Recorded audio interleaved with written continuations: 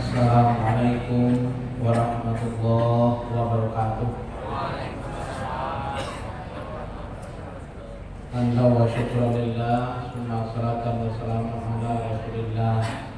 Asyhadu an la ilaha illallah wahdahu la syarika lah, wa asyhadu anna Muhammadan abduhu wa rasuluh sallallahu alaihi wasallam, la nabiyya ba'dah. Allahumma salli wa sallim wa barik ala Muhammad wa ala alihi wa ashabihi ajma'in. Bismillah, qala Allah Ta'ala fil Qur'anil Karim, a'udzu billahi minasy syaithanir rajim. Laqad kana lakum fi rasulillahi uswatun hasanah liman kana yarjullaha wal yawmal akhir wa dzakarallaha katsiran. Summa ayatul ukhra wa innaka la'ala khuluqin azim. Taqabbalallahu minni wa minkum, taqabbal ya karim.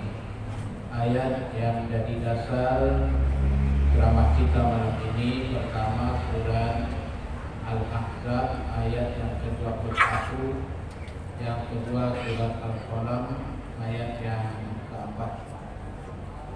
Pimpinan cabang Muhammadiyah, Ibu Kelangan yang saya hormati beserta seluruh pimpinan, kemudian pimpinan cabang Asia, Ibu Kelangan yang hadir pada malam ini, dan pengurus masjid, bapak-bapak dan ibu-ibu, para tokoh agama, tokoh adat, tokoh masyarakat yang hadir pada malam hari ini, yang barangkali tidak saya sebutkan satu persatu nama, gelar dan jabatan.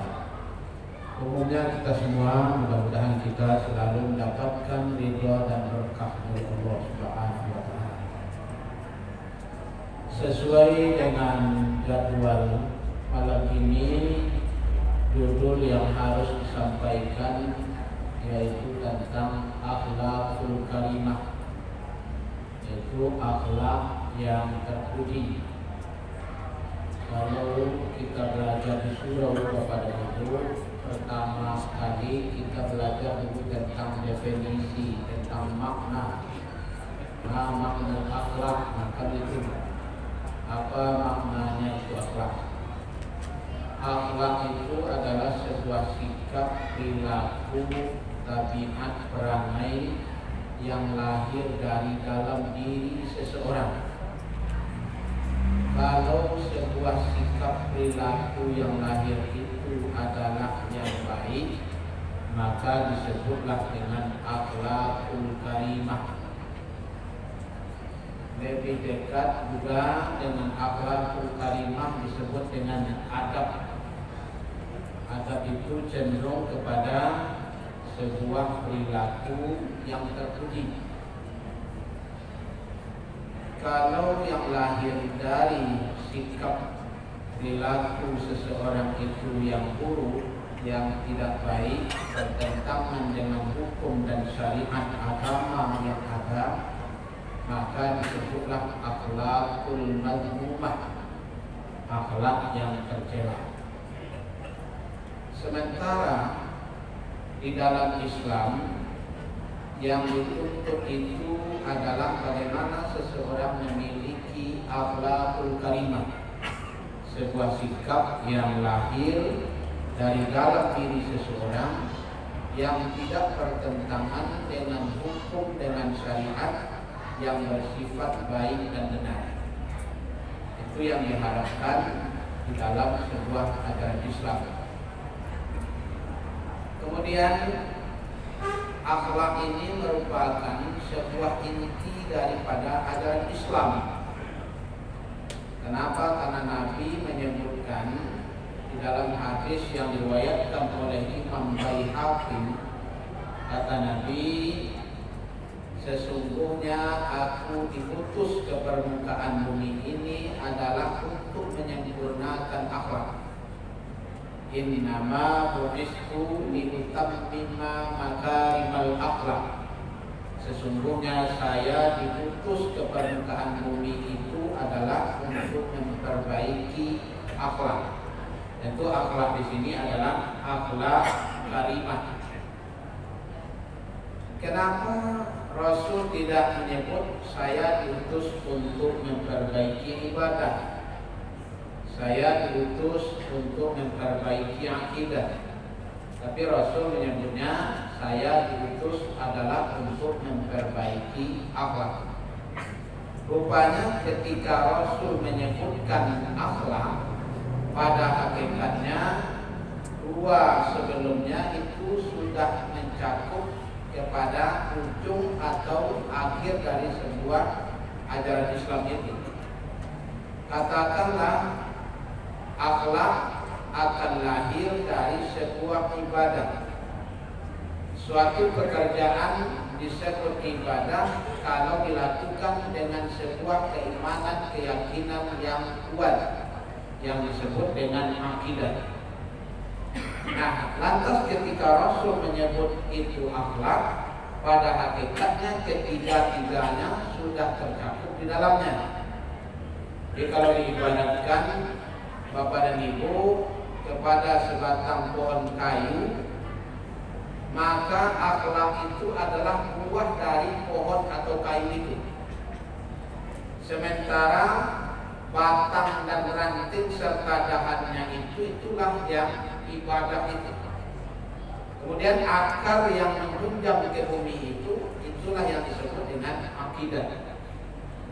Nah, sekarang ketika Rasul menyebutnya dengan akhlak, tentu sebuah batang kayu itu akan terbawa semuanya, akan mencakup pada semuanya.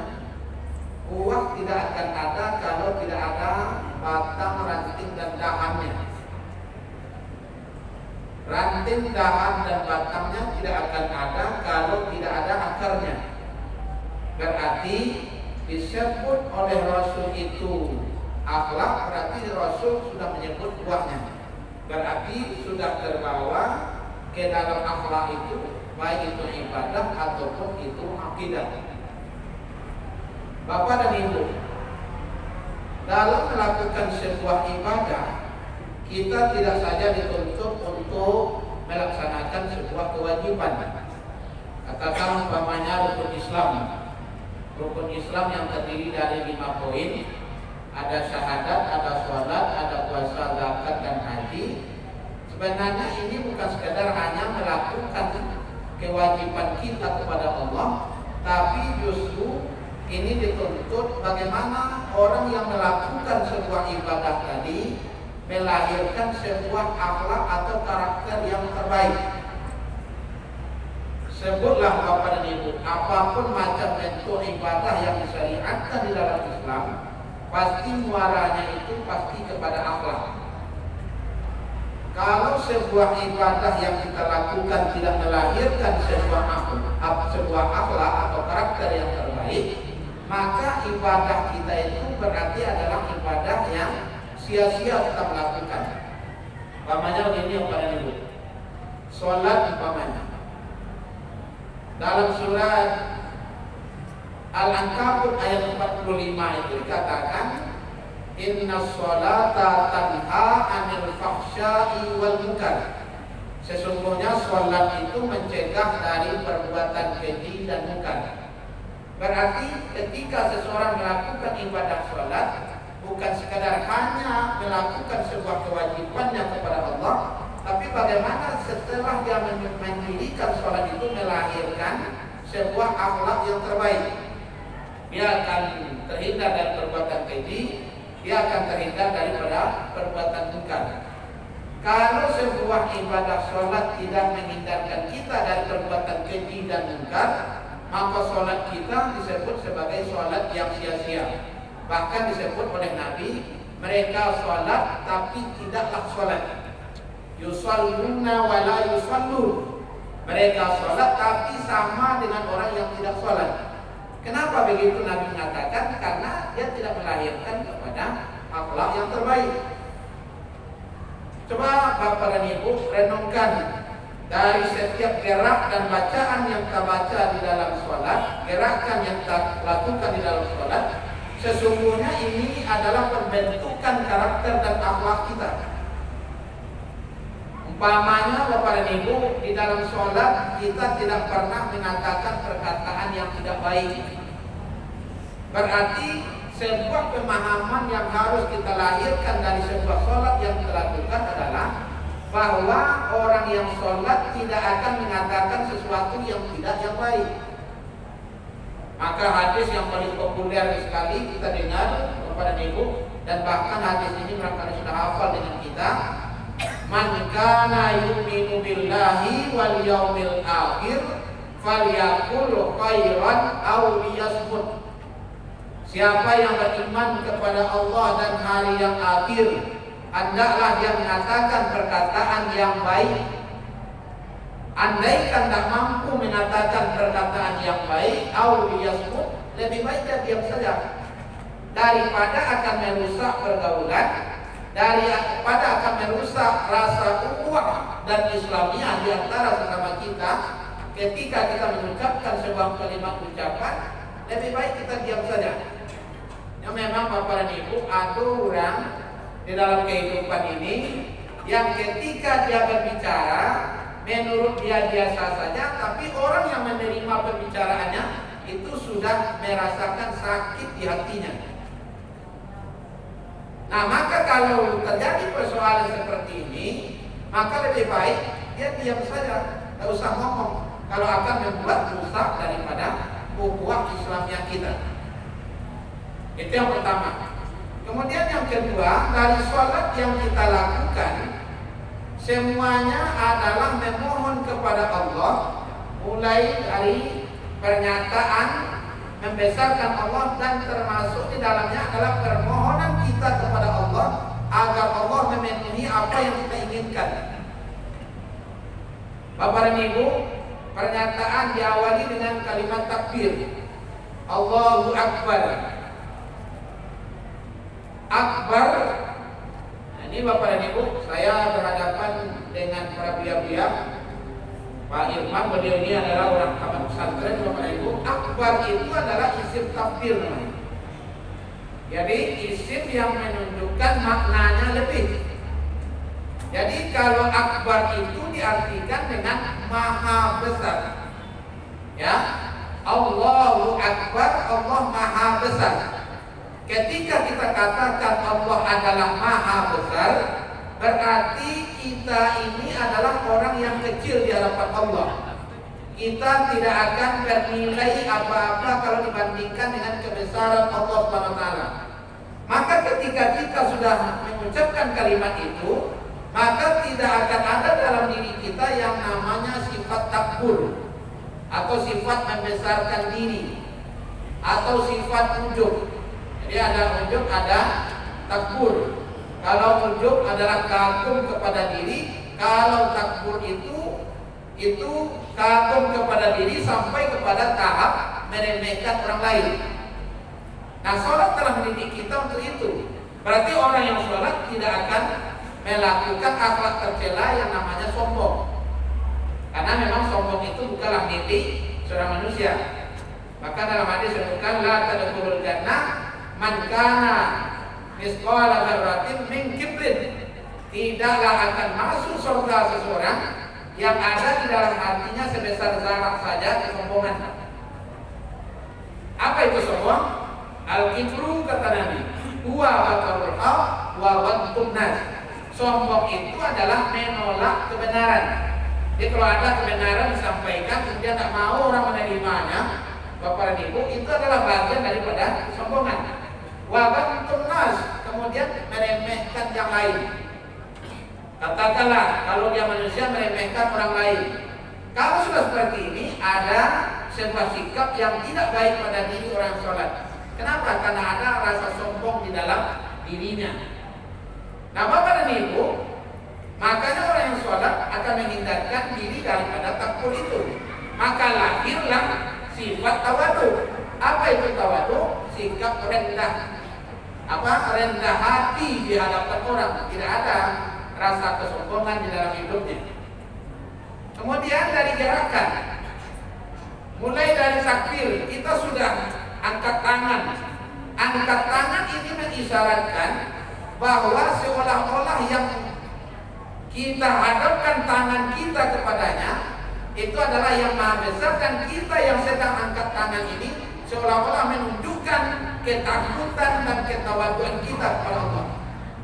Sampailah nanti kepada bagaimana kita ruku, bagaimana kita sujud kepada Ibu. Pernah juga saya sampaikan di sini dalam pengajian kepada Ibu. Coba perhatikan ketika kita sujud, apa yang kita lakukan? Yang kita lakukan adalah bagaimana merendahkan kepala kita yang justru lebih rendah dari tempat keluarnya buang air kita. Coba kita sujud. Padahal tempat keluarnya kotoran dari dalam diri kita, katakanlah itu kotoran dalam bentuk buang air kecil kita, buang air besar kita, coba sujud kita. Padahal kita mengatakan kepala ini di sini letaknya otak, di sini untuk berpikir, di sini mahkota. Tapi kenapa mahkota, tempat berpikir yang sangat kita hargai, kalau sudah berhadapan dengan Allah, justru tidak bernilai apa-apa dibandingkan dengan tempat keluarnya buang air kita. Itu kalau sudah berhadapan dengan Allah.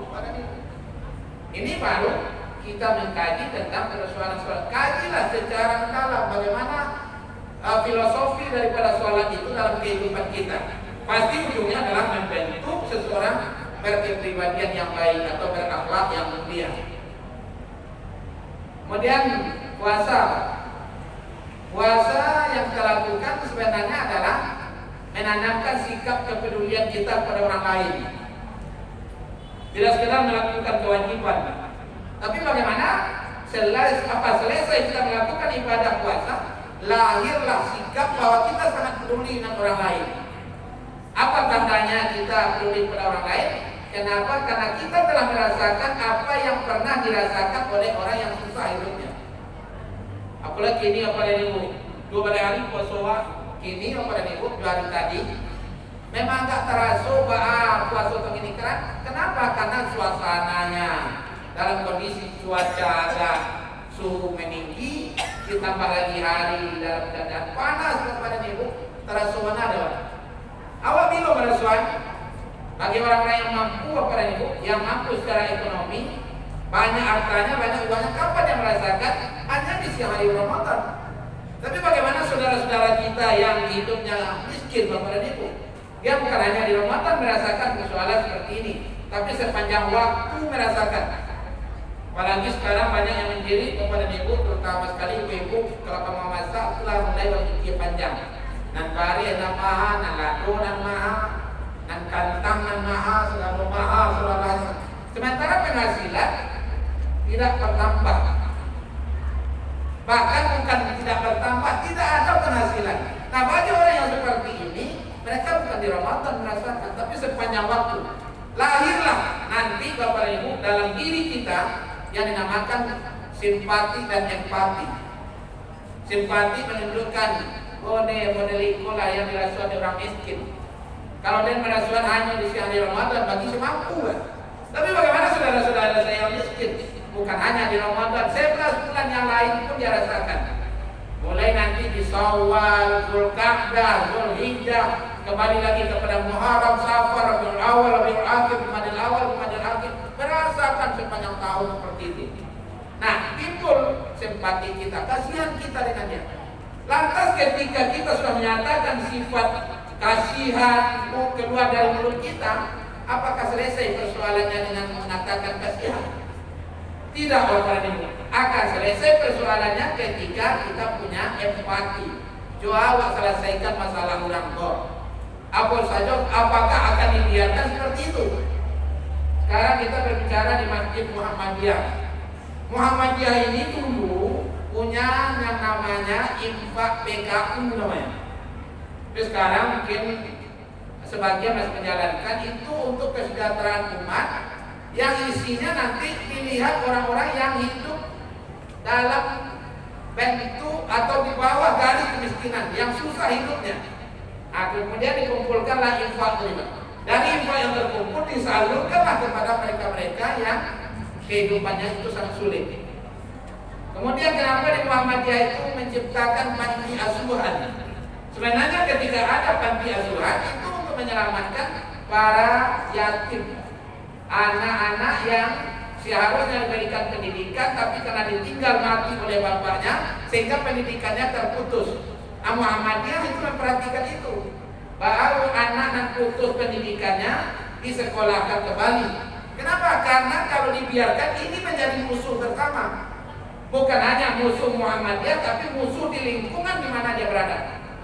Makanya Bapak dan Ibu, pendiri Muhammadiyah ini bernama Muhammad Darwis, yang lebih dikenal dengan Kiai Ahmad Dahlan. Bapak dan Ibu, kenapa berulang-ulang dia membaca surat Al-Ma'un itu? Ara'aita allazi yukadzibu bid-din fadzalika allazi yad'ul yatim wa la yahuddu 'ala ta'amil miskin. Berkali-kali di jamaah yang sama itu sampaikan, sampai protes jamaahnya. Kenapa ini saja ayatnya? Tidak ada kaji Pak Kiai yang lain. Kami sudah hafal ayat ini, tahu kami artinya. Baru Pak Kiai ini menjelaskan. Saya tahu kalau jamaah saya sudah hafal ayat ini, tapi kata Pak Kiai belum diamalkan ayat ini. Hafal saja lain, tahu ayatnya, hafal maknanya, tapi praktek dalam kehidupan tidak nampak. Jadilah para anak-anak yatim berkeliaran ke dia. Kenapa itu dibiarkan? Ini bukan hanya musuh Muhammadiyah, tapi musuh orang banyak. Kalau tidak sekolah, paling itu akan menjadi galon. Aku akan mencilok kerajaan. Aku akan membegal kerajaan. Kenapa? Karena dia tidak dibekali dengan pendidikan. Nah, apa nih Bu? Nah, ibadah puasa sesungguhnya membentuk karakter yang seperti itu. Bukan sekadar hanya kewajiban. Besok puasa, besok satu Ramadan puasa, sudah itu makan sahur awak. Sudah makan sahur ditahan sampai maghrib, itu buku. Bukan hanya itu yang puasa itu. Kalau seperti itu berpuasa, banyak yang bisa berpuasa. Tapi bagaimana lahir sikap solidaritas sosial yang sangat tinggi. Ini untuk lingkungan kita, Pak Ibu. Apalagi kalau kita melihat keluar dari negeri kita.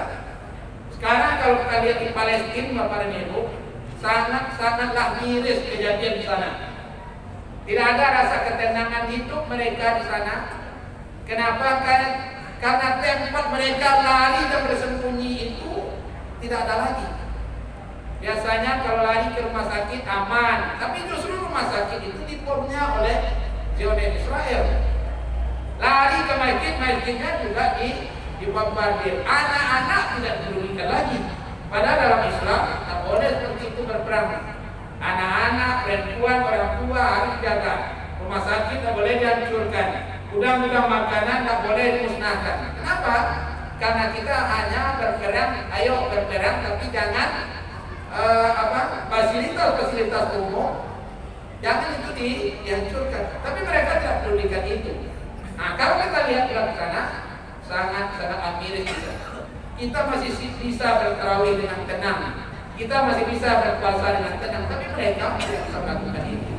Nah, Bapak dan Ibu, jadi apapun macam bentuk ibadah, ada nanti zakat, ada haji, lihatlah ujungnya pasti akan melahirkan manusia-manusia berakhlak. Nah, Bapak dan Ibu, kalau akhlak yang tidak ada lagi dalam kehidupan seorang manusia, maka disinilah kesamaan, tidak ada lagi nanti perbedaan mana yang manusia, mana yang bukan manusia. Ya kalau sekadar Bapak dan Ibu untuk hidup, ini apa dan Ibu? Kalau makan, makhluk apa yang lain makan. Kalau tidur kita, makhluk yang lain tidur. Ya, kalau kita berumah tangga, kawin Bapak dan Ibu, makhluk yang lain juga seperti itu. Tapi apa membedakan kita dengan yang lain itu? Yang membedakan kita adalah akhlak itu, perilaku kita itu. Makanya kata-kata akhlak berasal dari kata khalaqa, menjadikan, menjadi makhluk, menjadi khaliq. Nah, khaliq Tuhan, makhluk yang diciptakan. Dan lahirlah akhlak. Berarti seseorang yang diciptakan mesti meniru apa yang dianjurkan oleh sang khaliq, pencipta. Itu pada intinya akhlak.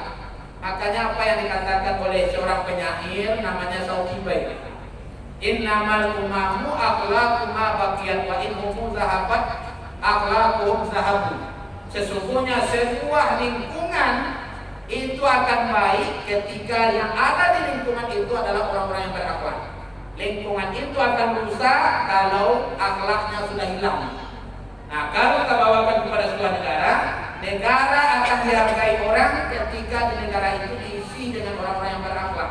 Tapi kalau orang-orang yang tidak orang yang culas, orang yang curang, orang yang zalim yang ada di negeri kita, itu tidak akan baik negeri di mana kita bertempat tinggal ini. Inilah sesungguhnya pentingnya akhlak di dalam kehidupan kita selaku manusia, dan inilah yang membedakan antara kita manusia yang dengan yang bukan manusia. Nah, Bapak dan Ibu, untuk persoalan akhlak kita tidak ada contoh yang lain. Yang paling hebat itu, contoh yang terhebat itu adalah Nabi Muhammad. Makanya di ayat di awal tadi kita sampaikan, laqad kana lakum fi rasulillahi uswatun hasanah. Contoh tauladan yang baik itu adalah Rasulullah. Rasulullah bagaimana dia dengan keluarga, bagaimana dia dengan masyarakat, bagaimana dia memimpin sebuah negara, bagaimana dia berhadapan dengan anak-anak, bagaimana dia berhadapan dengan orang tua, bagaimana dia dengan sesama besar, bagaimana dengan lawannya pun sekalipun. Ini Rasul Bapak dan Ibu dengan lawan pun mampu berbuat baik. Kalau kita barangkali belum mampu untuk itu ya. Ya, ketika beliau diunus pedang oleh seorang kafir Quraisy, kemudian dia bertanya, siapa yang bisa menolong Muhammad dengan pedang yang terunus? Tapi Nabi santai saja menjawab, yang menolong saya adalah Allah. Nah, ketika Nabi menjawab Allah itu, jatuh pedangnya diambil oleh Rasul. Kalau saya membunuhmu, siapa yang menolongmu? Kemudian yang megang pedang itu Rasul, kemudian yang punya pedang mengatakan, saya akan selamat kalau pedang itu tidak engkau uruskan kepadaku. Diberikan oleh Rasulullah, tapi dengan syarat jangan ulangi lagi. Kalau kita barangkali belum mampu seperti itu, ada orang yang akan membunuh kita, kemudian senjatanya kita dapatkan, kita akan bertanya lagi. Nah, tapi itulah akhlaknya Rasul. Banyak lagi cerita-cerita yang lain bagaimana Rasulullah. Makanya di ayat keempat surat Al-Qalam itu dikatakan, wa innaka la'ala khuluqin azim. Sesungguhnya engkau Muhammad mempunyai akhlak yang sangat agung, akhlak yang sangat mulia. Apa akhlaknya Nabi? Ditanya orang kepada Aisyah. Aisyah menjawab, akhlak Nabi itu adalah Al-Quran. Akhlak Nabi itu adalah Al-Quran. Bapak dan Ibu, kita punya kitab suci. Tentu kita baca kitab suci kita ini untuk membentuk kepribadian yang terbaik di antara kita. Ini saja barangkali Bapak dan Ibu, semoga ada manfaatnya. Bila itu Assalamualaikum warahmatullahi wabarakatuh.